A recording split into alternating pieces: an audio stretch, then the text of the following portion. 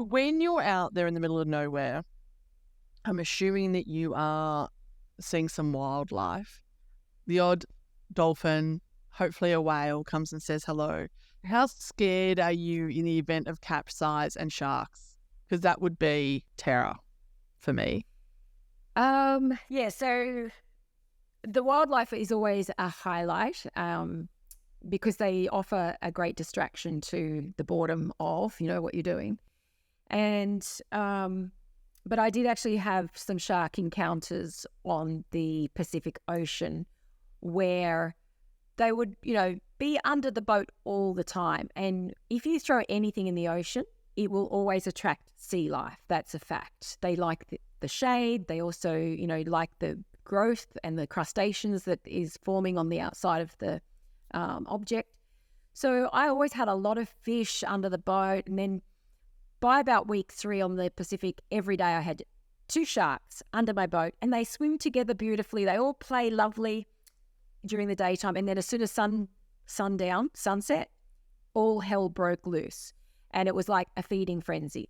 So they would be belting against my hull, shoving my whole boat sideways.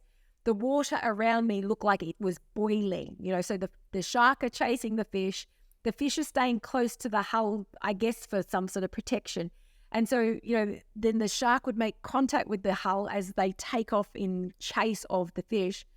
And this particular night, I was actually in my cabin, and it was very freaky. It was very unsettling because, they're literally shoving my boat sideways as they make contact. So I had to go through, some kind of reason and logic talk in my head and, okay, they're not going to put a hole in my boat. Their body is not sharp. Okay, so I'd said to myself, they're just hard muscle.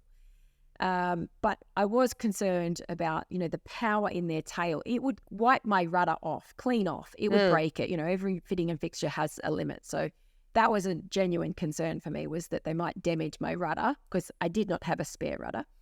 And but this particular night I was on the phone talking to my weatherman, and I said to him, "Oh my God, Roger, something's on the boat. Something's on my deck." And he said, "What?" I said, "I don't know."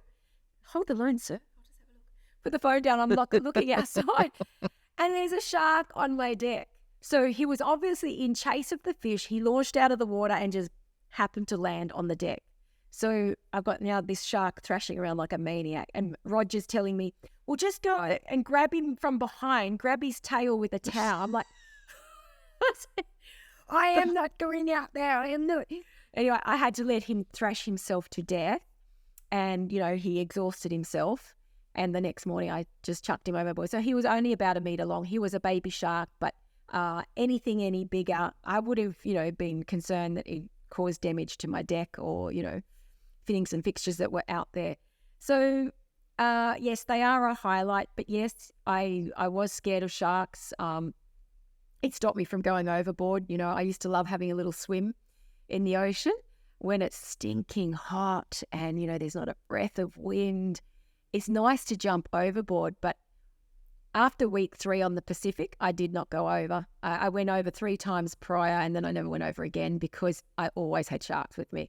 You get the turtles turn up, you get the bird life, yes, you get the dolphins, and, they just lift your spirits. It's really quite something in like a morale boosting, manner where for days I would think, oh my God, how lucky was I? And I'd just remember watching the dolphins, how they just come and just play around you. And, they're just doing their thing in their world, and they're just interacting with you in their own way. Or when a bird would come and literally hover at eye level, and I could feel, the wind from his wings, and it gets my whole body would goosebump.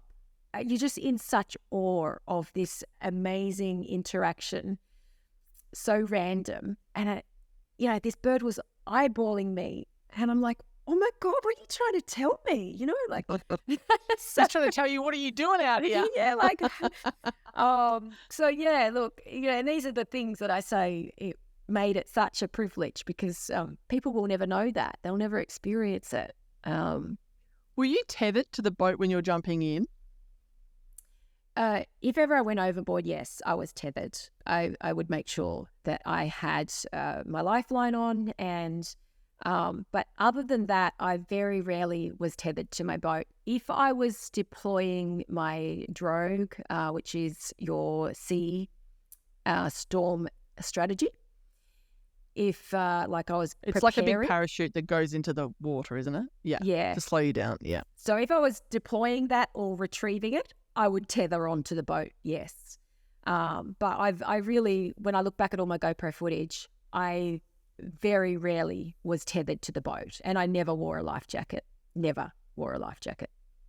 So, I mean, I don't know, it just goes to show how comfortable, people's impression or idea of being out there in the middle of an ocean is so scary. It's really not. Once you've spent a night or two out there, you realize, it's actually not that bad. Again, it's our imagination. We build things up in our imagination to be something that it is not.